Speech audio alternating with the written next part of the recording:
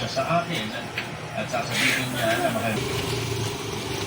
Papuntang ito lang pangit kay Lalamove mga master.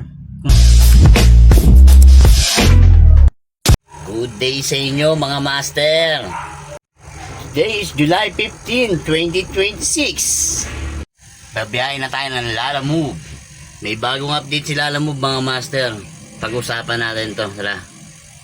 Okay, yung sedan booking mga master, nakakuha na ng 1,000 kg. Bali, pati 600 kg nakakuha na rin namin. Para sa akin, mas maganda tong opportunity na to kasi napadadagdagan yung booking natin sa 600 kg. Pero sa 1,000 kg siguro, maaabuso yun masyado pagka ganun. Bago yan, hanap muna tayo ng first booking natin. Tara, let's go. Wala pa rin tayo makuha ang booking mga master. Ang arte kasi natin sa booking. Gusto natin yung panalo talaga tayo sa pair. Kahit yung unang hatid natin para maganda-ganda, bigayan. Yun na nga, yung sa, about sa 200 kg mga master. Nakukuha na rin ng mga L300, 1,000 kg. Maaabuso yan kasi may nagbubok nga L300 kg tapos L300 hanap. Mas maganda sana kung sa 600 to 800 kg lang nila sinabay yung pang sedan para hindi maabuso yung up. Tapos ayun na nga, diba? May magbubok yan. Magbubok ng sedan 200 kg tapos hanap L300. Kaya maabuso talaga yung up.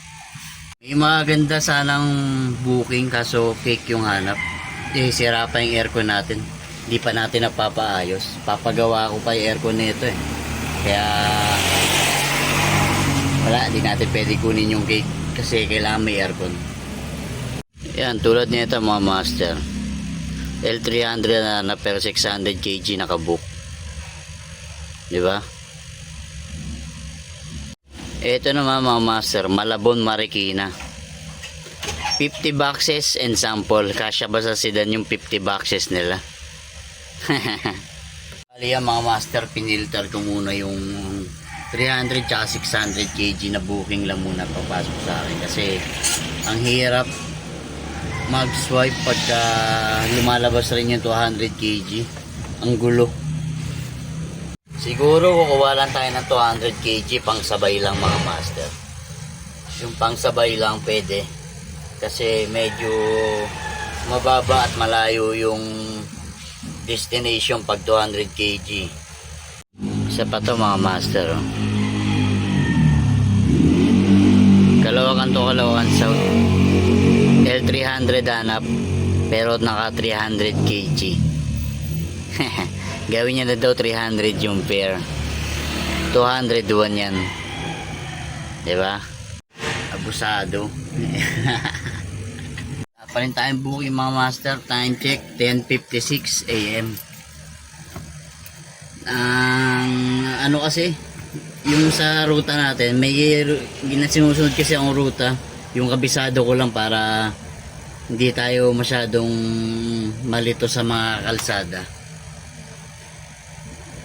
Siyempre, pag di mo kabisado yung daan, mga master, ay yung madalas nahuhuli kayo kasi di mo alam U-turn pala yung inaano mo na linya.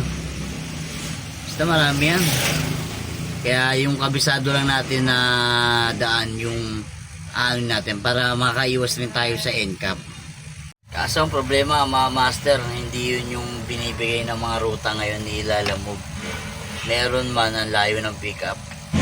Kaya dito na lang muna ako siguro, hindi ako maglalayo. Master, may first booking na tayo. Eto. Nakakarga na. Papunta naman Makati to. Tara, let's go. Siya sa akin at sasabihin niya na mahal niya ako. Teya, call daw, Hindi lang si te. mama. Call daw. Yung booking nga pala natin mga master. Malabon to Valenzuela. Nagkakalaga ng 619. Priority booking to. Malapit-lapit na tayo. Tara, let's go. Okay, bali na-drop na natin yung first booking natin mga master. Hanap na tayo ng second booking natin. Tara. Yun na mga master. Puro 200 kg lumalabas. Walang 300, 600.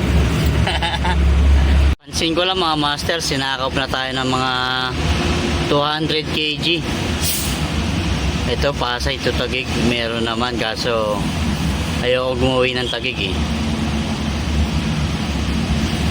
May ruta nga lang tayo na sinusunod natin.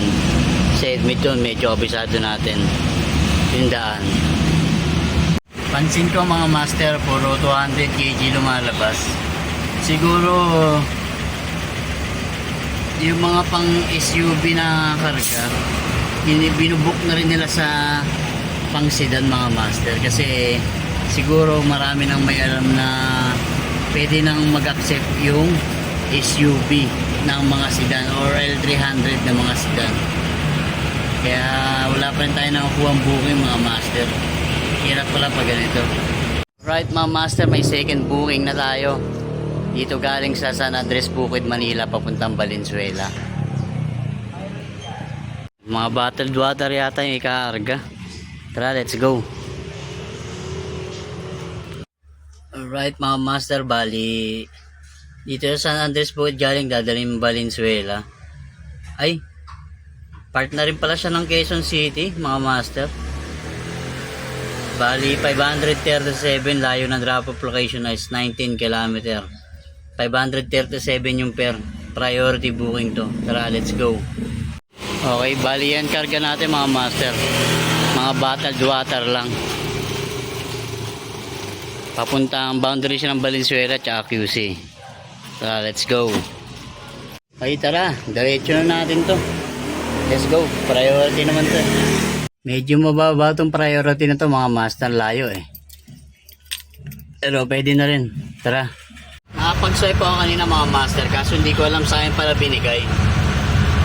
Ayun, babalikan ko yung bali double booking tayo. Babalikan ko yung isang booking. Ito natin mga master, coffee machine sa barista. Ito yung double booking natin, Manresa lang to, medyo mauuna yan. Tara, let's go.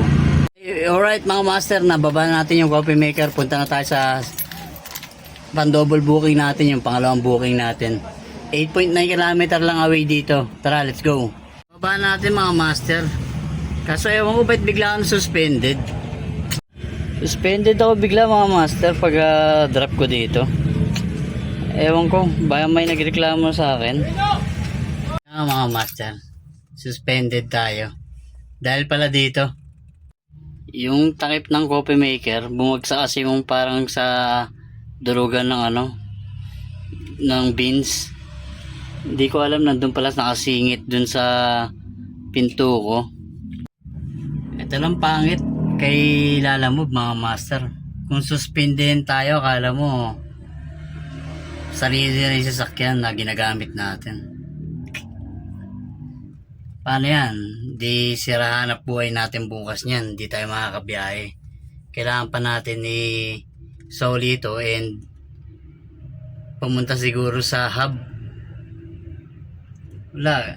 Ganun talaga eh. Siguro pag ganito magdi-decide na lang ako na bumalik sa corporate kasi wala tayong kasigurado ang Lalamove eh.